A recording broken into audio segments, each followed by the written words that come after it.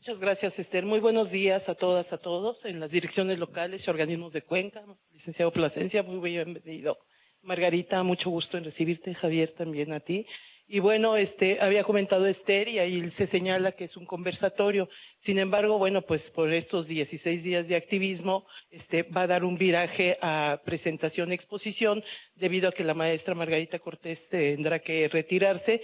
Y bueno, pues sí es importante que desde la instancia de la que ella representa, el Instituto Nacional de las Mujeres, como instancia rectora de la normativa también de la Política Nacional de Igualdad entre Mujeres y Hombres, pues paraguas sobre el tema que nos ocupa. Entonces, sin más preámbulo, voy a dar lectura a la semblanza de cada uno de ellos y posteriormente pasaremos a la presentación de la maestra Margarita Cortés y al finalizar su presentación haremos algunas preguntas de tal manera que, bueno, nos diga en términos generales el panorama sobre el tema, cómo se encuentra. Previamente yo daré una lectura sobre algunos puntos importantes sobre lo que ha sido o es el acoso y el hostigamiento laboral en términos de unas cifras del INEGI. La maestra Margarita Cortés Cid ha trabajado durante 24 años en el impulso de la Agenda de Igualdad de Género e implementación de políticas públicas con perspectiva de igualdad en la Administración Pública Federal. Fue titular de la Unidad de Igualdad de Género en la Secretaría de Relaciones Exteriores y la Secretaría de Hacienda y Crédito Público. Es autora de 2 guías especializadas en políticas públicas y género y del Protocolo Mexicano de Actuación para la Transversalización de la Perspectiva de Género en programas y proyectos de cooperación internacional para el desarrollo que publicó la Agencia de Cooperación Alemana y la Secretaría de Relaciones Exteriores. Licenciada en Relaciones Internacionales por la Facultad de Ciencias Políticas y Sociales de la UNAM, cuenta con 2 maestrías, la primera en Género y Políticas Públicas en Flaxo y la segunda en Ciencias Sociales por la Universidad Arcis en Santiago de Chile. Actualmente es directora del Sistema Nacional para la Igualdad entre Mujeres y Hombres en el INMujeres, destacando su participación en el diseño del Programa Nacional para la Igualdad entre Mujeres y Hombres, así como en los lineamientos para la prevención y atención del acoso sexual en el transporte público colectivo y de las directrices para elaborar e implementar mecanismos para la prevención, atención, sanción y hostigamiento sexual y acoso sexual. También se encuentra cursando el doctorado en Administración Pública en el Instituto Nacional de Administración Pública. Muchas gracias, Margarita. Y también de una vez presentaría a mi compañero, el licenciado Javier Galeana Solís. Él es licenciado en Economía por el Instituto Nacional el Instituto Politécnico Nacional y maestro en Administración de Organizaciones por la Universidad Nacional Autónoma de México. Cuenta con 30 años de experiencia en la Administración Pública Federal. Ha laborado en las Secretarías de Agricultura y Recursos Hidráulicos, así como en la Secretaría de la Reforma Agraria y actualmente en la Comisión Nacional del Agua, con 23 años de servicio. Su experiencia se basa en la administración de proyectos transversales en el Gobierno federal. Actualmente se desempeña como subgerente de calidad en la Gerencia de Innovación y Fortalecimiento Institucional.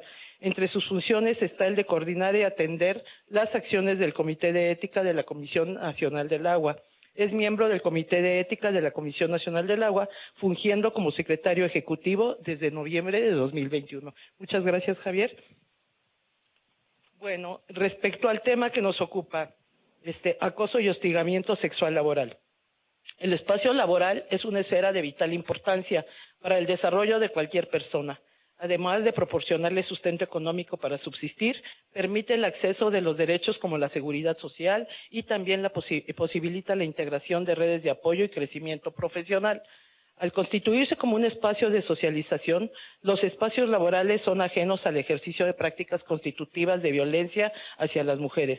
Por ello, la Ley General de Acceso a una Vida Libre de Violencia para las Mujeres reconoce a la violencia laboral como una modalidad de violencia, y de acuerdo a la encuesta nacional sobre las dinámicas de las relaciones en los hogares, la ENDIRE 2021, la violencia laboral se ejerce por las personas que tienen un vínculo laboral o análogo con la víctima, independientemente de la relación jerárquica, consistente en un acto u omisión, en abuso de poder que daña la autoestima, la salud, la integridad, la libertad y seguridad de la víctima, impide su desarrollo y atenta contra la igualdad. Algunas estadísticas de aproximación a la violencia laboral son, de acuerdo a la ENDIRE 2021, como ya dije, el 27% de las mujeres de 15 años o más ha sido víctimas de violencia laboral a lo largo de su vida. Se reportan tipos de violencia psicológica en 12.2%, física 1.9%, sexual 14.4% y discriminación 18.1%. Las entidades federativas que mayor reportan prevalencia de violencia sexual y hostigamiento es Chihuahua con 37.8%, la Ciudad de México con 34.6%, Baja California 34.4% y la media nacional corresponde a un 27.9%. Entre las personas agresoras mencionadas se reporta principalmente al compañero de trabajo, 34.2%, así como al patrón o al jefe en 21.7%. El 72% de las mujeres encuestadas reporta que no sabía la existencia de protocolos o medidas para la atención de la violencia contra las mujeres en el ámbito laboral. Estas son solamente algunas de las cifras y bueno, en este sentido y con ese panorámico contextual, le pediría a la maestra Margarita que en el marco de su exposición nos hiciera énfasis sobre, desde la mirada de la instancia normativa como es el de mujeres, sobre este tema y también, bueno, al finalizar ya dije algunas preguntas que te plantearíamos. Muchas gracias y bienvenida. Muchas gracias, muy buenos días.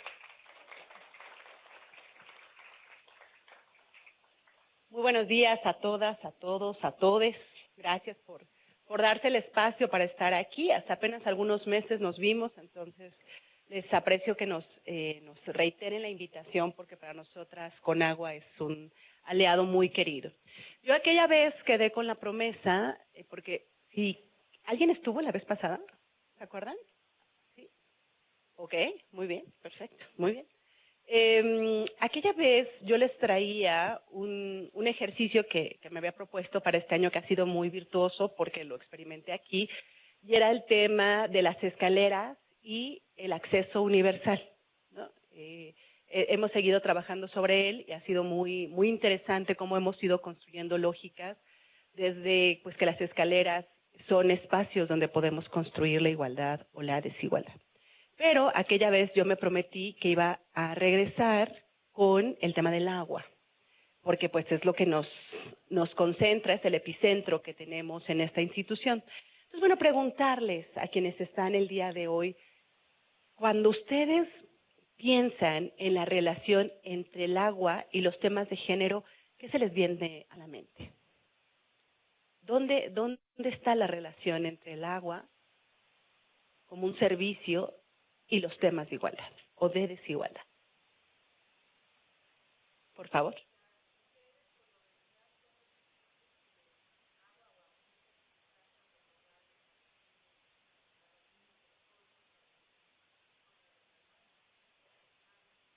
Eso es algo súper importante que toma en consideración el Fondo Monetario Internacional para las horas de traslado del agua. Súper importante. ¿Qué más tiene que ver el agua con los temas de igualdad o de desigualdad, por favor?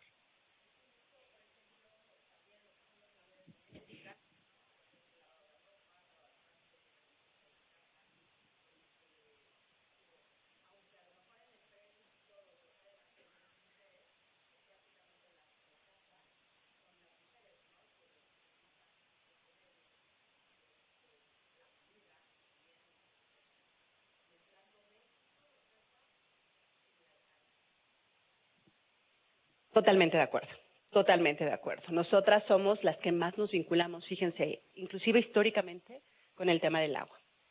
Pensemos que esta conversación no fuera aquí, sino fuera en Acapulco, después del OTI. ¿Cuál sería la relación entre el tema del agua y la agenda de género? ¿Qué pasaría por su cabeza?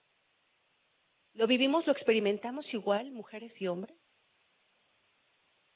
No, por favor.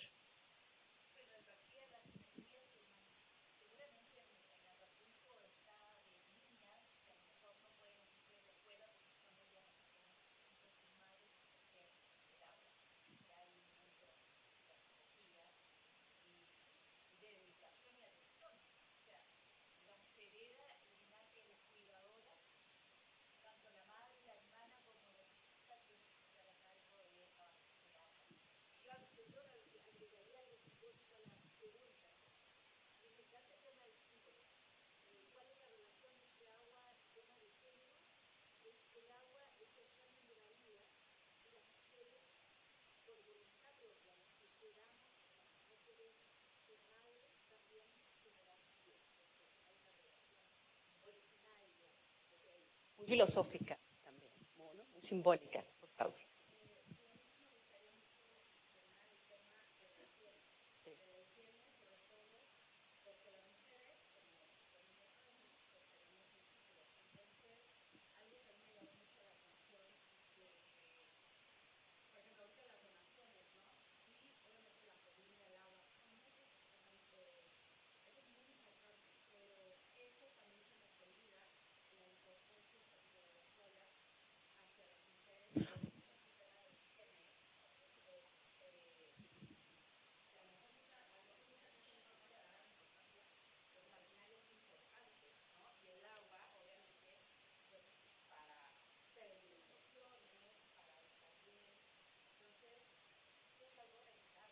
Sustantivo.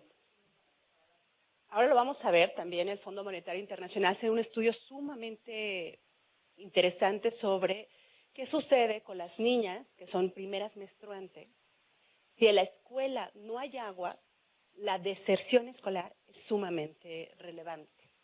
Entonces, es como esta vinculación de lo que ustedes hacen por la población, pero cómo podemos pensarlo desde la lógica del tema de igualdad. Ahora, les quiero hacer una pregunta mucho más interesante, porque yo acabo de presentar mi quinta guía para actualizarle, y lo estaba presentando cuando acaba de pasar OTI 2 días después, y estábamos con cooperantes internacionales. Y en esa mesa estábamos muy consternados, en general todos, y cuando yo traté este tema del agua, me vinieron a mí algunas reflexiones que les quiero compartir.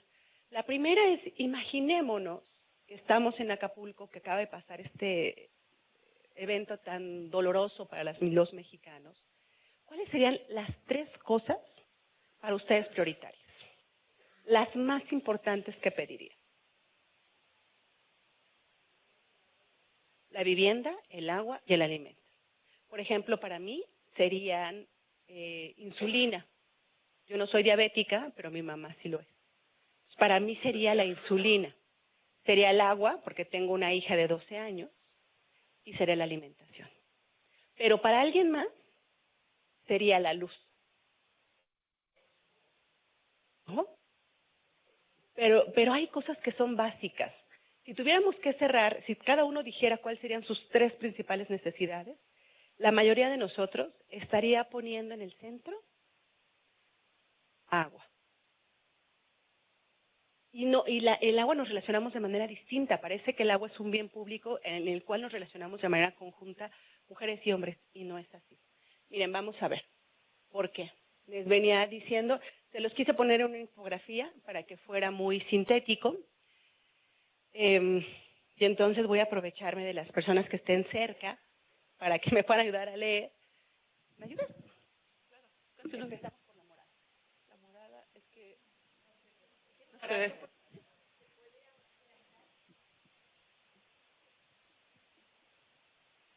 Dice, pero solo el 90, ajá, morado.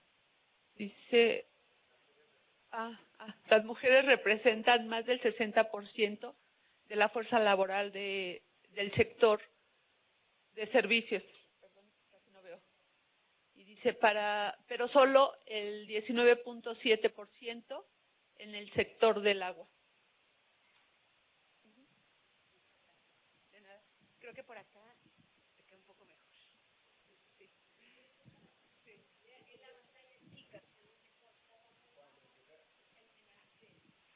Mujeres y niños dedican diariamente más de 125 millones de horas en recolectar agua en recipientes que pueden llegar a pesar hasta 20 kilos. El contar con agua libera miles de horas que las mujeres pueden dedicar a actividades productivas o al esparcimiento. Por cada dólar invertido en agua y saneamiento, el beneficio económico es de $4. La matrícula escolar de las niñas se incrementa 15% cuando las comunidades cuentan con agua potable y baños. Cuando no hay agua o el acceso es limitado, son las mujeres quienes cargan con la responsabilidad de proveer el agua en el hogar. Y se ven los porcentajes. Ahí está todo lo que ustedes dijeron. ¿Quiénes cargan más el agua? En un 64% las mujeres. Pensemos esto, y perdón, la fuente es el Banco Interamericano de Desarrollo, particularmente en los países africanos. Esta es la estadística más importante del acarreo del agua. Pero también, por ejemplo, para mí siempre este dato de la matrícula escolar, ¿cómo puede aumentar cuando tenemos agua? 15%. Los temas de política pública no son neutros. Cuando nosotras hicimos el Proigualdad, estas fueron de las primeras cosas que para nosotras fue sustantivo. ¿Cuál es la relación entre todos los bienes públicos y el acceso desde la igualdad o la desigualdad? Y por eso este Proigualdad es tan complejo, porque parte de esta métrica, donde ustedes, como Conagua, tienen una labor sustantiva que les agradecemos, pero que tenemos que voltear a ver estas dimensiones. ¿Cuántas mujeres se están incorporando al agua? ¿Se acuerdan que yo les decía la vez anterior que en este país solo tenemos 5 mujeres cableadoras? Que son las mujeres que se suben a los postes de luz para cambiarlo y que les está costando muchísimo trabajo romper estos roles y estereotipos de género. ¿Por qué nos cuesta tanto trabajo romperlos? Por algo que decíamos antes, por los temas de hostigamiento y acoso sexual, que es donde hoy me quiero concentrar. Si podemos avanzar. Sobre las mujeres nos hemos incorporado de manera permanente al ámbito laboral, pero nos hemos incorporado en condiciones que todavía no nos son igualitarias. Y una de las cosas más dolorosas es lo que ya también platicábamos antes sobre la estadística de cuántas nos hemos sentido violentadas. En el ámbito espacial, por ejemplo, en el transporte público, 9 de cada 10 mujeres que usamos el transporte público hemos sido tocadas indeseablemente. Pero en el ámbito laboral, nuestro gran flagelo es el hostigamiento y el acoso sexual. Por eso es sustantivo poder trabajar sobre él. La siguiente. ¿Qué es lo que nos pasa en el ámbito de los trabajos, en el ámbito donde nos desempeñamos diariamente y donde pasamos a veces mucho más tiempo que en el ámbito de nuestros hogares? Lo que nos sucede es que, y ustedes lo van a ver en la siguiente lámina, de 50 casos que teníamos en 2016, al informe que vamos a presentar en un par de semanas, tenemos 1,056 casos denunciados. Hablar de este tema no es gratuito. Hablarlo es poner sobre relieve también lógicas que tenemos que transformar. Miren, en 2016 teníamos 50 casos denunciados. Por eso es tan importante la figura de los sepsis, porque estas son denuncias que se reciben al interior de los sepsis. Fue hasta el año pasado que logramos transparentar los casos que se reciben a los OICs. Por eso es que encuentran esta gráfica de lo público ahora, que es el último informe del 2021, que es un informe que ustedes pueden revisar. Y el que vamos a presentar en un par de semanas es el que exponencia muchísimo más que está sucediendo. Esto es importante porque, como ustedes pueden ver, hay unos años en donde estuvimos en pandemia. Y nosotras pensábamos que estando en casa estábamos seguras. Y no nos sucedió así. Y no estoy hablando de la violencia familiar, que es realmente el flagelo más importante que tenemos, sino que aquí en pandemia seguimos recibiendo casos de denuncia. Porque una cosa de la que antes no hablábamos y que era sustantiva es el tema del ciberacoso. Que particularmente a las jóvenes, esto es algo que las persigue en el ambiente universitario, pero que también nosotras como funcionarias es algo de lo que nos está pasando. Si regresamos a la lámina anterior, otra más. Lo que yo quisiera es justo ahí, muchas gracias. Es decirles qué estamos haciendo para abrir el diálogo. Yo tal vez me voy a quedar con esta lámina. ¿Qué estamos haciendo? Miren, en 2016 teníamos aproximadamente 232 protocolos en la administración pública.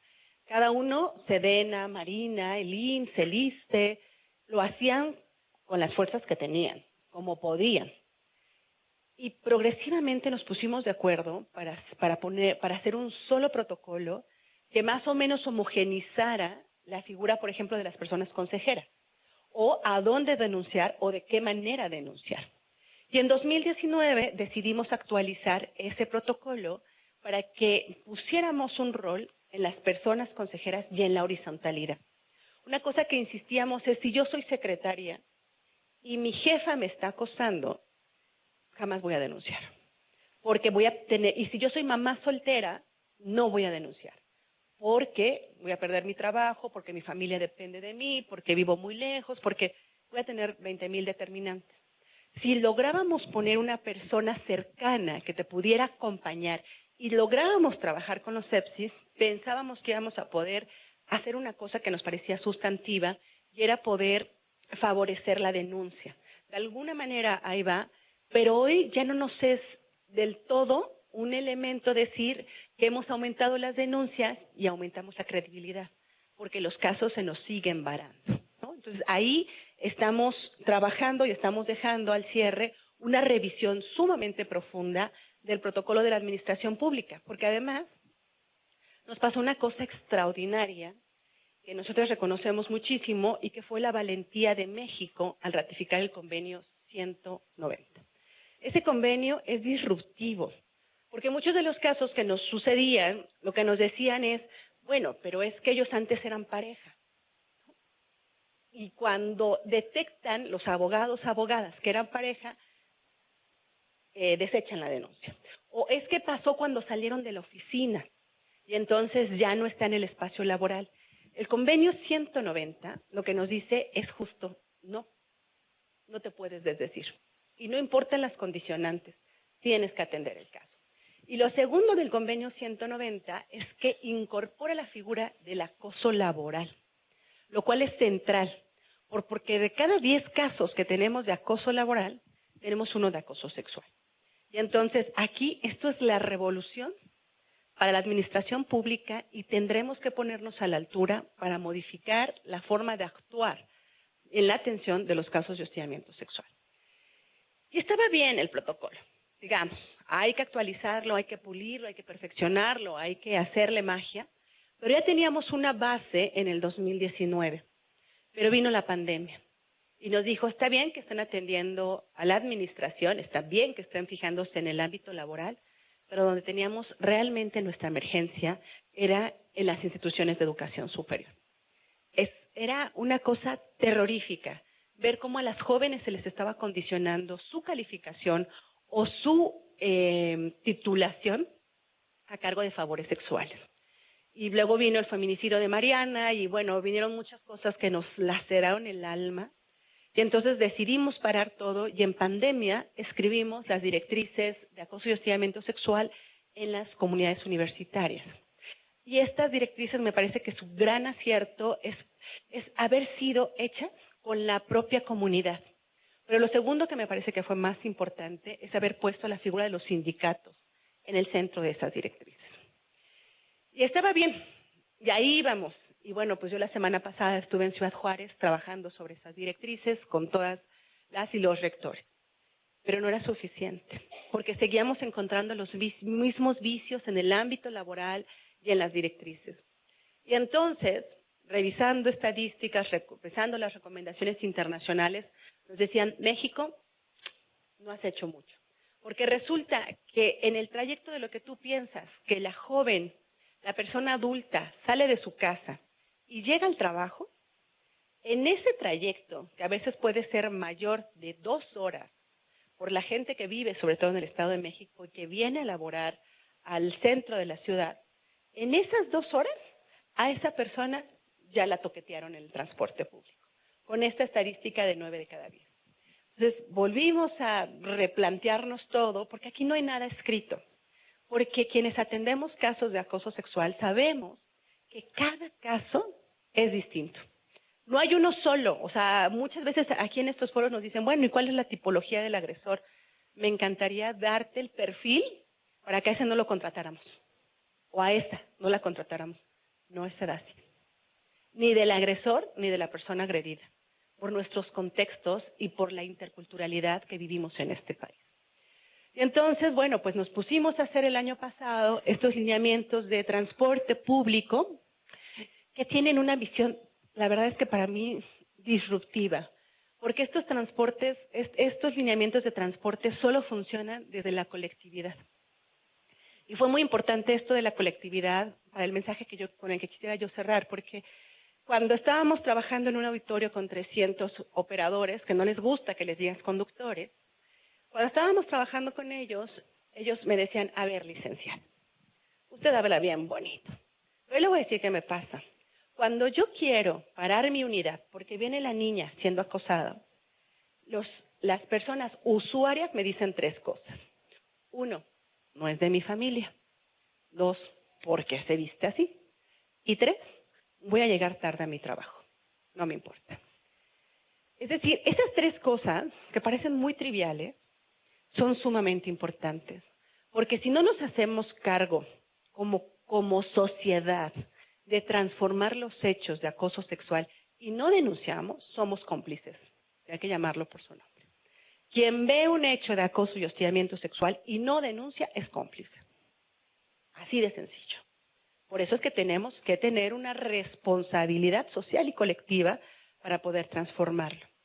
Este es el mensaje de estos lineamientos, que ya lograron avanzar de unos lineamientos que eran víctima-victimario a unos lineamientos desde la colectividad y desde las personas testigos. No solamente desde el operador, sino desde los que vamos en la unidad. Y finalmente, el miércoles estaremos presentando esta belleza que son los lineamientos para las universidades interculturales.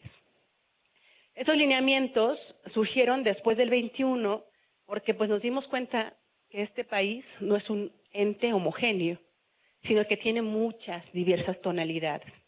Y los hermanos de las comunidades indígenas lo que nos han enseñado es la justicia restaurativa. Entonces yo espero muy próximamente poderles compartir esta belleza de estos lineamientos que surgen desde la justicia restaurativa. Solo les explico. Lo que hacen estos lineamientos es decirnos que a lo mejor yo, Margarita, acosé a mi compañera Brenda, pero aunque a mí me castiguen y aunque a mí me corran, Brenda trabaja en un entorno con 8 personas más, a las cuales ya les rompimos también la dinámica laboral.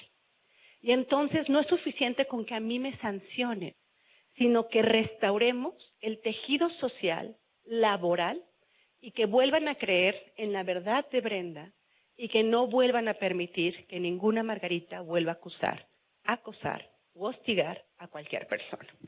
Este es el camino de estos lineamientos y esta es la invitación a que se ven muy bonitos en papel, que los hemos hecho con horas de trabajo, convencidas, pero que no van a servir si no logramos involucrarnos de manera conjunta y permanente. Y esa es la invitación de estos 16 días de activismo, que no seamos indiferentes, que no seamos cómplices y que seamos una sociedad y un Conagua que busque una transformación verdadera para un presente más igualitario. Muchísimas gracias.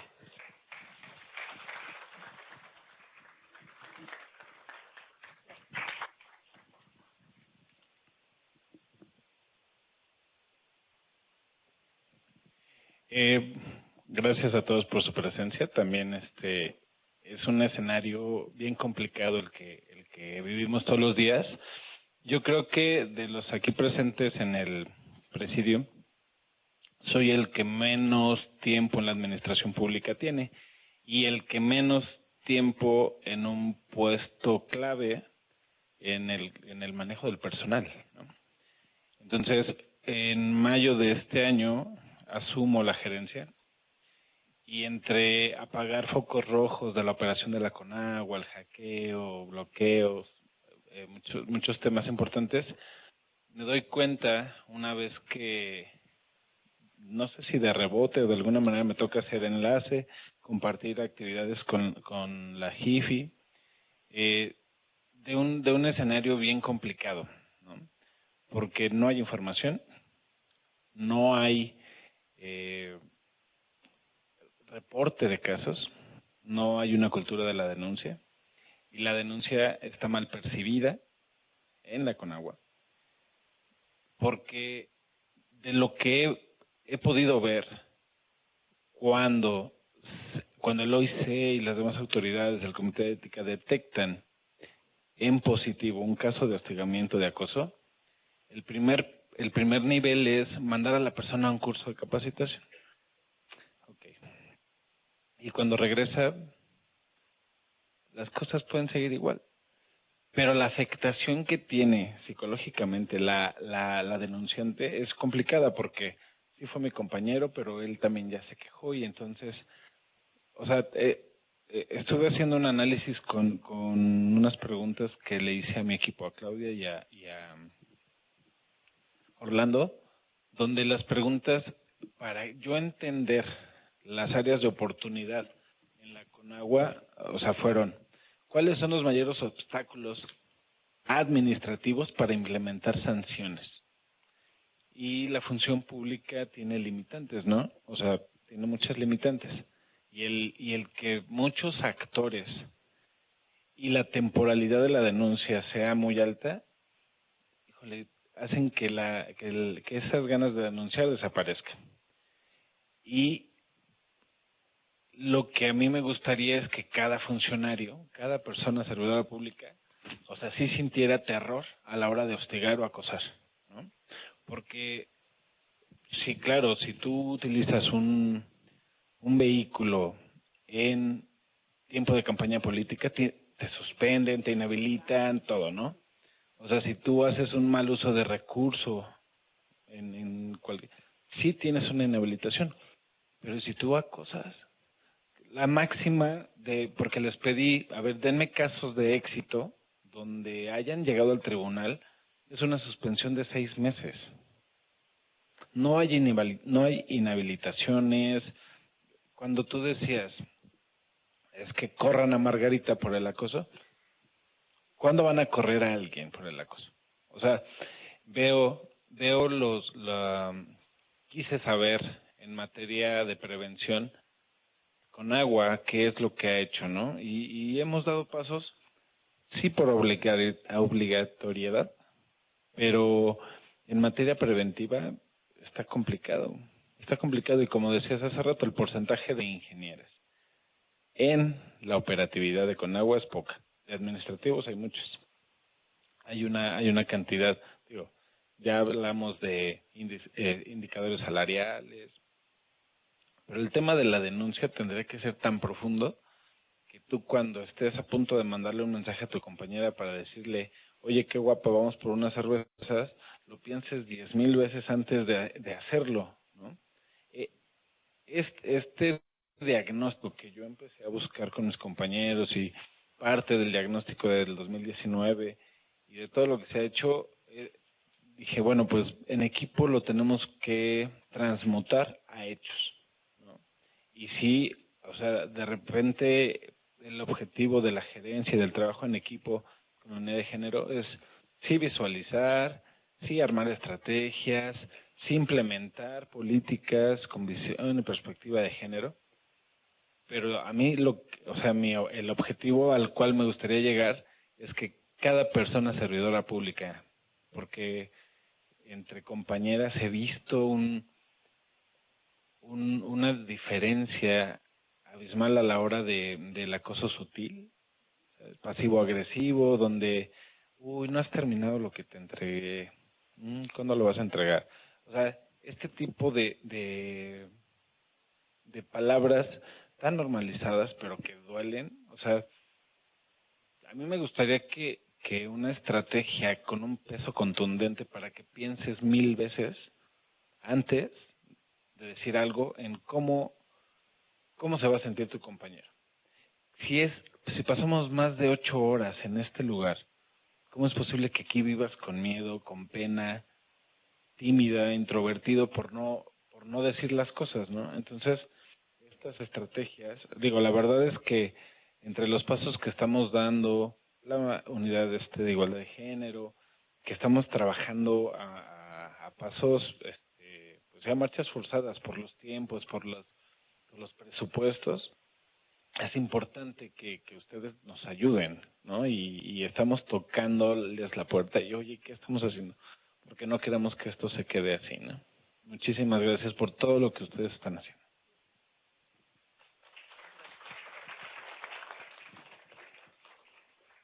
Bueno, pues con esta exposición también de nuestro gerente de personal, licenciado Plasencia, pues nos gustaría plantearte algunas preguntas en función de esta exposición que nos haces y que bueno, la presentación se las vamos a mandar a través de la Unidad de Igualdad de Género a quienes están asistiendo, a todas las entidades federativas, direcciones locales y organismos de Cuenca y al interior de la propia Conagua. Entonces, Margarita, a mí me gustaría preguntarte en este marco de lo que les dices, ¿qué es lo que todavía hace falta para implementar este protocolo de prevención, atención y sanción al hostigamiento y al acoso sexual? Esa sería por un lado. Y la otra, hay creo un procedimiento para la certificación de las personas consejeras de los comités. En ese sentido, ¿en qué sentido se podría apoyar a la Conagua en la certificación de este personal? Por lo pronto esas preguntas, pero ya sabemos que tienen que ir. Gracias. Muchísimas gracias. Pues acepto el challenge, dirían los jóvenes. Nosotras lo que ofrecemos es poder regresar para poder trabajar con el CEPSI y poder hacer tal vez un taller mucho más vivido que nos permita darles herramientas más allá de la certificación. Me parece que eso es como corresponder a todo el trabajo que ustedes están haciendo con la Unidad de Igualdad de Género. Entonces, bueno, pues está el ofrecimiento para poderlo trabajar. ¿Qué nos falta para el protocolo? Una cosa sustantiva, y es estos dientes de los que hablaba maestro Plasencia, porque el hostigamiento y el acoso sexual no están como figuras en la ley de responsabilidades. Y eso significa que realmente no tenemos sanciones claras. Ese es el gran, con mucha honestidad, ese es el gran, la pata flaca de los mecanismos. Entonces, hemos propuesto una reforma de ley con las diputadas para que se pueda incorporar el tipo de hostigamiento y acoso sexual en la ley de responsabilidades. Eso llevará a una nueva reformulación de la atención. Pero también la sanción se haría entonces a través del Tribunal Federal de Justicia Administrativa. Y ahí ya hemos estado trabajando con ellas desde hace un año en una clasificación de los expedientes morados, que sería la forma de poder identificar un caso de acoso sexual y poder hacer la atención oportuna y expedita. Lo segundo, que nosotras hemos insistido mucho con las instituciones de educación superior, es el tema de crear observatorios. Porque a lo mejor yo acosé aquí, en Conagua, pero quienes nos hemos desenvuelto en la función pública, pues pasamos de un lugar a otro, ¿no? Porque estas no son de las cosas que te preguntan en una entrevista, ¿no? ¿Acosaste tú? ¿No? Vas a responder que no. Entonces, crear un observatorio será sustantivo. Y ahí sí decir con mucha honestidad que me parece relevante lo que ha hecho la Secretaría de la Función Pública en la 3D3, porque justo una de las cosas que han incorporado son los deudores alimenticios. Pero eso tendría que vincularse con las personas acosadoras. Y es importante cambiar la lógica del nombre de personas acosadoras, porque en el reporte que vamos a presentar, el 10% de los que ya están denunciando son hombres. Y un porcentaje importante es la comunidad LGBTQ. Porque si pensamos que solamente los hombres son acosadores, estamos cargándoles estadísticamente de algo que queremos transformar. Porque hoy lo que estamos trabajando es el tema de las nuevas masculinidades. Y ahí sería como mi segundo ofrecimiento, que tal vez en lo próximo abriéramos un tercer conversatorio justo sobre el trabajo que están haciendo ustedes como compañeros y como aliados. Si no les reconocemos, y yo sí ahí estoy muy clara, si no les reconocemos como aliados no vamos a poder transformar realidades, ¿no? Quitar este estereotipo clásico, ¿no? Entonces yo creo que esas son esas dos cosas, pero yo insistiría en lo que nos estamos peleando con el ámbito legal, poder hacer un llamado colectivo, poder hacer un llamado como sociedad y poder hacer un llamado como esta palabra que a veces se ha trivializado mucho, pero que a mí me parece de un contenido social extraordinario, y ser agentes de cambio. Verdaderamente, ser persona consejera es ser un agente de cambio. Y yo he convivido con muchas personas consejeras, y estas personas consejeras están verdaderamente convencidas de que su trabajo puede aportar. Y lo hacen con responsabilidad y lo hacen con compromiso, pero lo que hay que hacer es darles herramientas. Por eso es que la certificación es una manera de darles herramientas para que puedan saber cómo atender un caso, que a lo mejor un escritorio no es el mejor espacio, no puedes poner un escritorio entre tú y la persona que estás atendiendo, porque eso simplemente ya coloca un muro de división, una barrera. Si tú cuando atiendes a la persona que acaba de ser acosada la quieres abrazar, ¿no? O sea, si esa persona viene con un hecho donde la tocaron y tú la abrazas, pues ya rompiste su espacio vital, pero además le estás recordando pues el shock que acaba de vivir en un acoso sexual. Por eso la certificación es tan importante. Y esas son las cosas que ofrecemos, poder regresar para poder pues, apoyar un poco más en lo que tenemos un espacio muchísimo más grande para certificar a las personas consejeras. A la estadística que teníamos en marzo, teníamos más o menos como 1,700 personas consejeras en toda la administración pública.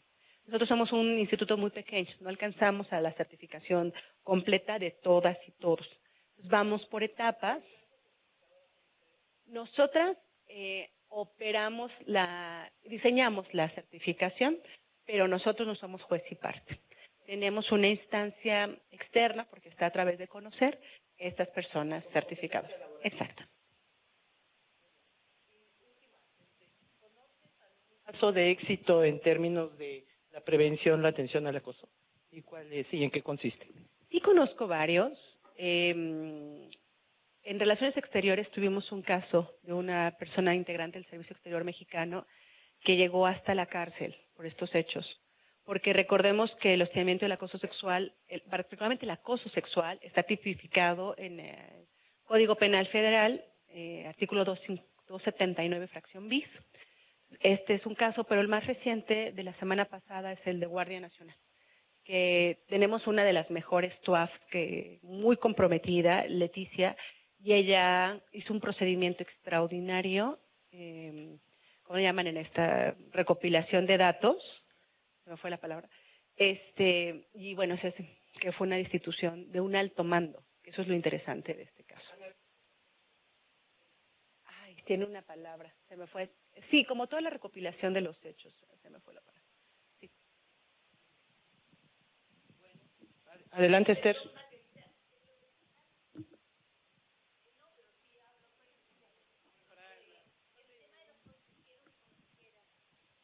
Esa certificación significa una inversión económica, que por lo que hemos estado conversando es el gran limitante, porque no estamos hablando de 500 pesos, estamos hablando de 4.000 y tantos pesos. ¿Cómo podríamos encontrar ahí un camino con menos obstáculos o piedras? Porque en la institución, no sé si la institución te paga eso o la persona se la tiene que pagar en forma personal, o sea, individual, quiero decir, perdón. Sí, lo que nosotros pusimos en el protocolo es que esa inversión la tiene que hacer la institución como responsable del bienestar de las personas. Digamos, es un elemento de reconocimiento que tenemos un problema y que tenemos que solucionarlo juntos. Y el protocolo lo que establece es que tienen que ser las unidades de administración y finanzas las que tienen que financiar ese caso. Ya sé dónde tengo que ir a golpear la puerta. Gracias. Aquí desde la Unidad de Administración y Finanzas de la CONAGUA lo que hemos hecho es un análisis de aquellos instrumentos de evaluación que no aplican, que ya no y que implican un gasto presupuestal bastante alto y empezar a terminar estos convenios. ¿Por qué? Para tener recurso para el siguiente año presupuestal, empezar a voltear a estos casos porque realmente es muy importante. Hemos tenido evaluaciones de instancias de seguridad nacional o de otro tipo donde la verdad es que son tan subjetivas que no reflejan lo que queremos y hemos podido ya tirar abajo ciertos convenios y vamos a buscar estos apoyos. Bueno, Margarita, muchísimas gracias. Javier, ¿a ti te gustaría participar con algo? Parte se va después. Sí. Ok, porque ya te vas, ¿verdad? ¿Cómo se va? Ya habíamos comentado. Pues agradecemos a Margarita su participación. Les ofrezco una disculpa, pero tenemos otra actividad igual, pues son los 16 días de activismo, pero siempre es un honor créanmelo, y no lo digo de manera trivial, venir con ustedes. Muchas, muchas, muchas gracias.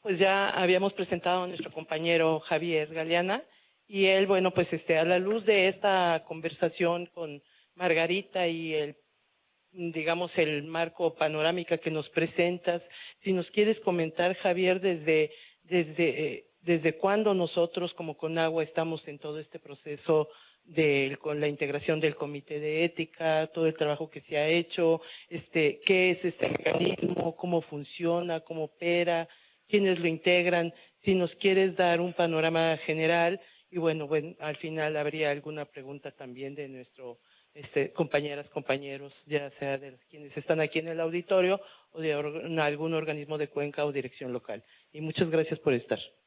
Gracias, Lulu. Bueno, primeramente quiero agradecer la participación de todas y todos. Espero que nos estén escuchando a nivel dirección local y organismos de Cuenca. Y bueno, Lourdes me hizo muchas preguntas al mismo tiempo. Vamos a tratar de esquematizarlas. Primeramente, bueno, como ustedes saben, tenemos en la Comisión Nacional del Agua un instrumento, pues se puede decir, muy conocido por todos. Bueno, eso espero porque lo hemos difundido por todos los medios, que es el Comité de Ética. El Comité de Ética de alguna forma se compone o está integrado por 13 miembros, se puede decir, o 11 miembros, los cuales tienen voz y voto. Se compone de un presidente, se compone de un secretario ejecutivo, que en este caso funjo como secretario ejecutivo dentro del comité, una secretaria técnica y 7 niveles, 7 personas representantes por cada nivel, de la K hasta operativo. Y existen 2 asesores que nada más tienen voz dentro del comité, que es la parte de recursos humanos y la parte jurídica, ¿no? También se me olvidó decirles una persona, un miembro muy importante, que es el órgano interno de control. Bueno, es importante también comentarles que este es un mecanismo, el mecanismo más conocido y más fuerte dentro de la atención, de la prevención, de la atención y de la sanción de los casos de hostigamiento y acoso sexual, que estamos hablando exactamente en este conversatorio de este tema en específico, ¿no? Asimismo, contamos con otro elemento muy, muy importante, que es la unidad de igualdad de género, la cual se instauró, ya no sé cómo llamarle, si se instauró, se reinició, se reinstaló, se instaló el pasado 8 de marzo de este año, la cual tiene pues una función demasiado importante, que es más que nada la aplicación de la ley de la igualdad entre mujeres y hombres, para tener una perspectiva de género dentro de la Comisión Nacional del Agua. Otra de las cosas muy importantes es que también otro mecanismo muy importante, que a nivel nacional tenemos una red que la acaban de mencionar mucho, y creo que ojalá y se pueda concretizar toda esta parte de la certificación de las personas consejeras. En la Comisión Nacional del Agua se cuenta con 77 personas consejeras, las cuales 60 de ellas son mujeres, 17 son hombres, y ha hecho de alguna forma un instrumento muy importante a nivel nacional en la parte de atención exactamente de hostigamiento o acoso sexual. ¿Cuál era la otra pregunta, Lulú?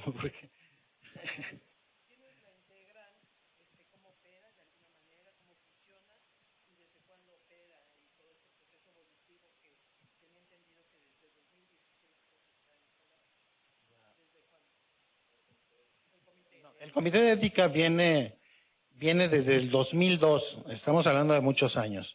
En ese mismo año, en octubre de ese mismo año, la Comisión Nacional del Agua emitió el Código de Conducta y que siempre deben ir de la mano. El Comité de Ética, su principal función es de alguna forma sancionar cuando se vulnera algún valor o regla de integridad dentro del Código de Conducta, ¿no?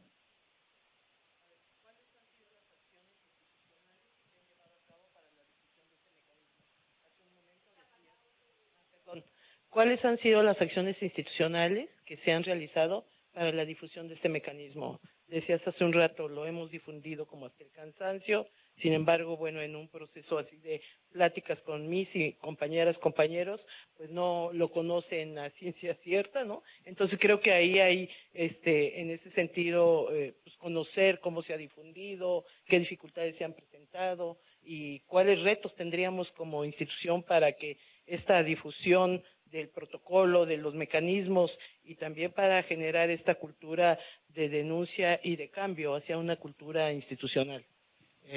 Sí, tienes toda la razón. Mira, yo no sé si de alguna forma los mecanismos o la forma de difusión de este instrumento, de estos instrumentos,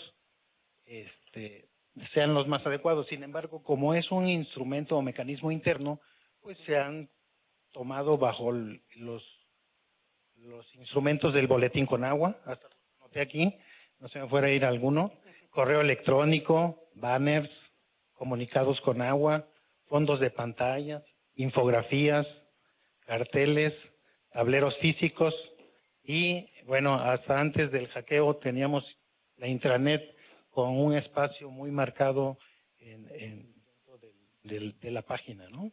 Como tal. Esa decisión que se hace, bueno, ha sido de la JIFI hacia el resto del personal. ¿Qué actividades o qué acciones hacemos para, pues, de alguna manera cerciorarnos de que se conoce un poco más énfasis en ese sentido? Muy bien, hay varios mecanismos. Mira, por lo regular tenemos a una persona que se encarga exactamente de la difusión y él lo que hace es solicitar evidencias de todas las personas que están involucradas en esta difusión, que los responsables por lo regular son los enlaces administrativos a nivel nacional, tanto en organismos de Cuenca como en direcciones locales y aquí mismo en este mismo edificio de unidades administrativas. Entonces, decía por la maestra Margarita, por el licenciado Plasencia, de la falta de dientes de los mismos mecanismos. ¿Cuáles son los retos que desde la JIFI se ven para fortalecer el quehacer el papel de los consejeros, las consejeras? Y si hay casos que se han presentado en este tema de acoso o hostigamiento, ¿cuál ha sido la atención que se les ha dado? Bueno, hay un protocolo que vamos a hablar primeramente de las denuncias en atención de la sanción de acoso sexual y hostigamiento sexual. Miren, en este caso está muy definido la parte de cumplir el protocolo cuando se presentan este tipo de denuncias. Lo que sí les podemos decir es que independientemente de lo que se tenga que de alguna forma llegarse de los elementos si es culpable o no culpable dentro de la denuncia, lo que sí tenemos que hacer es unas medidas de protección hacia la presunta víctima. Entonces, es uno de los primeros pasos que se tiene que hacer en cuestiones de atención a este tipo de denuncias. Y es importante comentarles que el Comité de Ética pues cuenta con, aquí están creo todos los integrantes, la secretaria, el secretario ejecutivo, presidente suplente, otros 3 compañeros que están por aquí que de alguna forma la labor que hacemos es, la labor más fuerte dentro del comité es allegarnos de elementos y pruebas que puedan hacer una determinación correcta o lo más correcta posible. Entonces, en este año llevamos más de 200 entrevistas, entonces se imaginarán lo que hace la experiencia de entrevistar a todos los involucrados de una denuncia, más que nada de acoso. Y quiero comentarles que el porcentaje, por ejemplo, del año pasado, en la presentación de denuncias de acoso y hostigamiento sexual, fueron 15 de 68, lo cual representa un 24%, que es demasiado alto. De hecho, ahorita Margarita acaba de dar una cifra, un dato, que más o menos el promedio estaba en el 10%, perdón, 1 de cada 10, ¿no? Y este año llevamos 38 denuncias y 6 son de acoso sexual. Entonces, pues esto representa un 15%. Si lo promediamos más o menos, pues hasta un 18% aproximadamente el ingreso de denuncias de acoso sexual y hostigamiento sexual.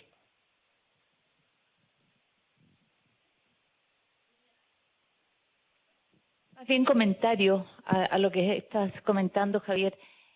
Si bien es cierto que los acosos sexuales lo más probable es que debe haber más, pero deben haber compañeras que no se atreven a denunciar. Yo les invito y a los compañeros que sean sensibles al tema, que estimulen a las compañeras a que lo denuncien, pero yo creo que va de la mano con el acoso laboral también, porque en el poco tiempo que llevamos como Unidad de Igualdad de Género, ha llegado varios intentos de denuncia que al final no se han concretado, de acoso laboral, de gritiza, de señalamientos públicos, porque yo digo que los señalamientos de tu jefe puede ser, pero que te lo haga en privado. Y yo siento que eso va de la mano de la cosa de género, porque son mujeres a las que son más agraviadas en esos planos. O tú tienes mayor información que es equilibrado, o sea que el acoso laboral traducido en un maltrato o en un, como lo expliqué, o en un señalamiento o en una gritiza, porque la última persona me dijo, me gritó delante de todo el mundo y me dejó a nivel de tonta, ¿no? Si coincides por ahí, o qué caminos nosotros como Unidad de Igualdad de Género podríamos colaborar con ustedes para que el trabajo sea eficiente en nuestras ambas unidades. Muy bien. Muy buena pregunta. De hecho, antes de contestarte la pregunta, Esther, hay una actividad que es función del Comité de Ética que se llama asesoría en materia de ética pública. Y una de las asesorías que más nos llegan es la parte de cómo presentar una denuncia. Y es una de las cosas que cuando nosotros le decimos qué es lo que hace de alguna forma el Comité de Ética, la perspectiva que más bien la perspectiva que tiene la persona es diferente a lo que nosotros le contamos dentro del Comité de Ética. Es decir, lo acaba de decir Margarita, lo acaba de decir José María, y el comité le hace falta algo como dientes, como para que sientan el pensar en qué hacer.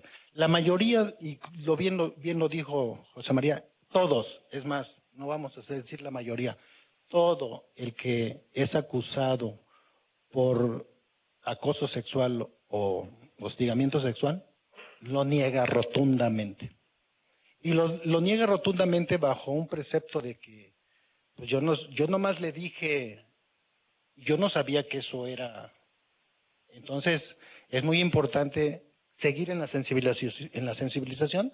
Yo siempre he dicho que hemos hecho todo lo posible porque conozcan todos los preceptos de qué es acoso, qué no es acoso, y para que no se confundan las personas cuando presentan o bien son denunciadas, ¿no? Sin embargo, la mayoría lo desconoce. Aquí, igual apelando un poco a mi ignorancia en el sentido de cómo desde el comité, la JIF y desde las instancias que históricamente han tocado estos temas, cómo podemos definir operacionalmente acoso u hostigamiento. Operacionalmente me refiero a la cercanía que yo puedo o no tener físicamente con una persona, el tipo de hostigamiento, vamos a abarcar también el laboral, ¿no? O sea, es un tema multifactorial, sobre todo tenemos aquí compañeros y compañeras con más de 50, 40, 30, 35 años de trabajo en la Conagua. Y entonces, muchos de estos compañeros en su idiosincrasia del trabajo, en su idiosincrasia laboral, tienen en cuenta que la exigencia del jefe, porque los jefes son duros, firmes, presionan, ¿no? Entonces, históricamente asumen el acoso como algo del día a día. Llega una nueva generación y entonces no me tienes por qué hablar así, no me pidas las cosas así, se empiezan a poner límites. O sea, ese es un factor, la edad. Históricamente, cómo he manejado mi presión laboral, ¿no? Cuando ponemos competencias y habilidades, competencias de trabajo bajo presión. O sea, el trabajo bajo presión nos lo tendría que poner la carga de trabajo, no la presión de las personas. Entonces, yo considero que también para tener un punto de referencia, todos los compañeros de la Conagua debemos de saber qué es el acoso, qué palabras, qué frases, qué cercanía, qué movimientos, qué gesticulaciones, porque efectivamente a la hora de decir, pues es que una compañera dice que la acosaste, es que así hablo yo, ¿no? Entonces, ahí apelando a la idiosincrasia, a la cultura, a la moralidad de cada una de las personas, pues claro, yo también puedo decir que no, porque si yo estoy acostumbrado a mentarle a la madre a la gente, porque así me llevo con ellos, pues yo no estoy hostigando a nadie, ¿no? Sin embargo, estamos dentro de una institución donde hay lineamientos y donde las personalidades no caben a la hora de acosar o de hostigar. Entonces, en estos trabajos, estamos empezando a cimentar, las compañeras están cimentando las bases de la UI. Pero para llegar a la cultura de la denuncia, pues la gente tiene que saber que está siendo acosada. Si no saben que están siendo acosados o hostigados, ¿qué van a denunciar? Si aparte de que fomentamos la cultura de la denuncia, le enseñamos a todos los servidores públicos de la Conagua que la personalidad, tus costumbres, hábitos, no son materias de discusión a la hora del acoso, sino hay lineamientos muy claros que están por ahí, ¿no? Pero que no hemos visualizado, ¿no? Desde la gerencia vamos a trabajar también en una modificación del boletín. ¿Por qué? Porque el boletín llega en un correo, en un PDF chiquitito ahí, y que no visualizamos. Entonces, hay que ser contundentes a la hora de visualizar todos estos temas, ¿no? Y la clave es el trabajo en equipo. Yo creo que todos los que estamos aquí sentados y la mayoría de los que están acá han aportado ideas y vamos a seguir aportando ideas para que esto sea contundente. Muy bien. También quiero comentarles, hay un documento que se llama Código de Ética de los Servidores Públicos de la Administración Pública Federal. Ese documento se los pongo a consideración porque de alguna forma está bien redactado, es lo que yo siempre les he comentado. Es un poquito bien el ejemplo de qué es lo que no se debe de hacer y va más enfocado a qué no se debe de hacer como persona servidora pública, que es lo más importante en el actuar pues como servidor público, es cómo te debes de guiar y conducir, ¿no? Y por ahí va el asunto, o sea. Sí, gracias. Yo creo, licenciado Plasencia, que esta reflexión que hace es muy, muy importante, porque finalmente ahí está este documento del Código de Ética y ahí es obligatoriedad que se señale este tipo de conductas o de actos en términos de llegar a tener pues que no se tengan este tipo de manifestaciones hacia nadie, pero es que ese documento lo vemos como un requisito, una vez más, ¿no? Y lamentablemente por eso hablaba de la difusión, qué tanto se ha hecho, cómo se verifica que todas o todos sabemos aquí dentro de la institución qué es lo correcto, qué es lo incorrecto en esas reglas institucionales que tenemos, porque pues la perspectiva de género es una perspectiva que ha sido cultural, histórica y socialmente aceptada. Muchas cosas las normalizamos a través de todas las discusiones, reflexiones que hemos tenido aquí en los propios procesos de capacitación. Está muy clara la diferencia conceptual que hay de uno y otro término, cuando es del jefe hacia subalternos, cuando es entre pares, ¿no?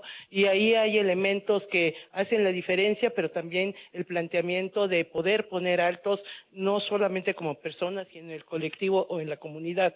Entonces creo que el hecho de avanzar en este proceso de sensibilización, que no es interminable ni al infinito y más allá, pero que tiene que ser recurrente, de capacitación, y la capacitación no nada más para sacar 10 o para aprobar el examen, sino la capacitación para hacer cambios. Tú te capacitas para manejar una máquina y de prenderla hasta saber operar un sistema, pero no te capacitas pues para no saber nada, ¿no? Tienes una finalidad. Entonces yo creo que la insistencia y la finalidad que se tengan claras y estén explícitamente en conocimiento de quienes la otorgan y de quienes la reciben, pues se pueda tener una mayor incidencia, ¿no? Adelante, Eugenia. Gracias, Vero. Sí, muchas gracias. Yo lo que quiero comentar es que a mí me parece importantísimo que conozcamos los protocolos. Entiendo la importancia de los códigos, código de ética, código de conducta, los conozco, los he leído, pero donde verdaderamente viene, pienso yo, un atorón emocional, un atorón de veras, que nos lleva a dilemas éticos, es en el camino que tenemos que seguir una vez que alguno de nuestros compañeros o compañeras están violentando esos códigos. Necesitamos, pienso yo, más claridad en los protocolos. ¿Por qué lo digo? Hay un caso muy particular, algo que yo he vivido, tengo en un ambiente cercano, vamos a dejarlo así. ¿Por qué? Bueno, sí, lo voy a dejar así. Hay un compañero, no es compañero, hay un hombre que es bastante violento y misógino, es misógino. Tenemos el código de ética, tenemos el código de conducta, lo conocemos, él lo conoce, por supuesto que lo conoce. Pero ¿qué hacemos si no conocemos los protocolos? Si los protocolos se difundieran, no solamente los protocolos que tienen que ver con la actuación ética de los funcionarios y las funcionarias públicas, sino específicamente el protocolo para prevenir el hostigamiento y el acoso sexual y laboral, el que se publicó en 2019 y que está respondiendo a lo publicado en Diario Oficial de la Federación en 2020, si lo conociéramos como trabajadoras, entonces sabríamos qué hacer. Es decir, los protocolos son caminos. ¿Qué hacemos? O sea, ¿qué hacemos ante la violencia de un de un trabajador de la Conagua? ¿Qué hacemos? ¿Cuáles son los caminos a seguir? Entonces, aquí en mi sugerencia, si me la permiten, sería tener mucho más claros los protocolos de acción ante los eventos de violencia que vivimos, para que sepamos exactamente qué pasos seguir. Eso sería. Gracias. No sé si había... ¿Hay alguna pregunta de quienes están aquí presentes o de alguna dirección local u organismo de Cuenca? Sí, adelante, compañero.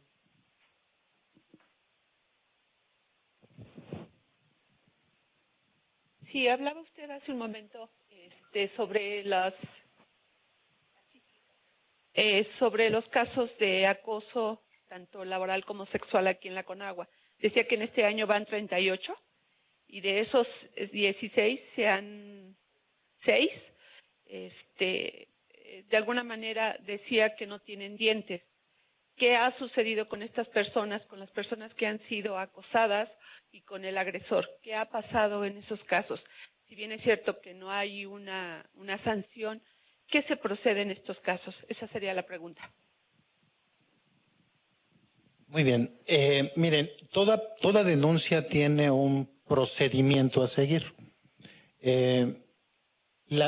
Cuando es una denuncia de acoso u hostigamiento sexual, entra un documento que se llama Protocolo para la prevención, atención y sanción de hostigamiento y acoso sexual. El primer paso es brindar medidas de protección. Ese es el primer paso. Y ya los pasos siguientes, la denuncia se trata conforme al procedimiento de cualquier otra denuncia. Primeramente hay 6 fases. La primera es presentación de denuncia, la segunda es de alguna forma si se acepta o no se acepta la denuncia, la tercera es allegarse, se llama investigación, allegarse de todos los elementos posibles, es ahí donde se hacen las entrevistas, y la quinta es hacer una determinación y la sexta es darle seguimiento a esa determinación. Ese es el tratamiento que se le da a una denuncia de acoso sexual o de abuso de poder, de cualquier otro tipo, ¿no? Laboral, se puede decir. Hace un rato quiero comentarles que la mayoría de las denuncias, también por la experiencia que hemos tenido, sí llevan un tinte de varios valores que se vulneran. Puede ser respeto, puede ser derechos humanos, no respeto a los derechos humanos, puede haber un trato indigno, etcétera, etcétera.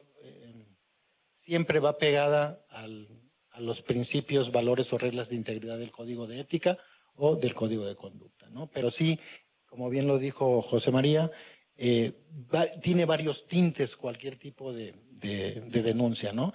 Y hay unas que, como bien lo dijo, se oculta la parte de acoso sexual y hostigamiento sexual, no se puede comprobar ni allegándose de elementos, por eso son a veces tan difíciles, ¿no? Sí, ¿tenemos alguna pregunta?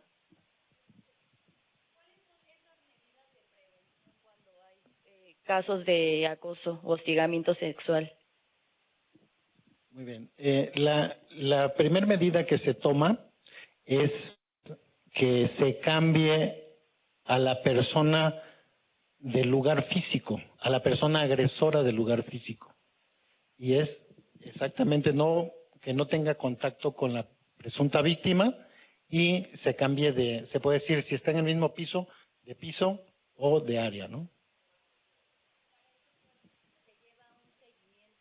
Porque, pues no sé, yo me imagino estando en esa situación y si la persona está en el piso 2 y yo estoy en el piso 4, yo me sigo sintiendo vulnerable, ¿no? Al salir de aquí, yo no sé si esa persona me va a seguir, o sea, hay un seguimiento independientemente de que se tome esa medida de prevención, si así hay un seguimiento más allá. Claro que existe un seguimiento. De hecho, hay una parte muy importante. La medida de prevención se involucra al titular de la unidad administrativa, ¿sí? Y él debe de cumplir con esa medida de protección. El seguimiento se da conforme se vayan dando las cosas. Es importante que la víctima pues también diga, o sea, todos nos sentimos vulnerados, todos nos sentimos de alguna forma con temor y miedo.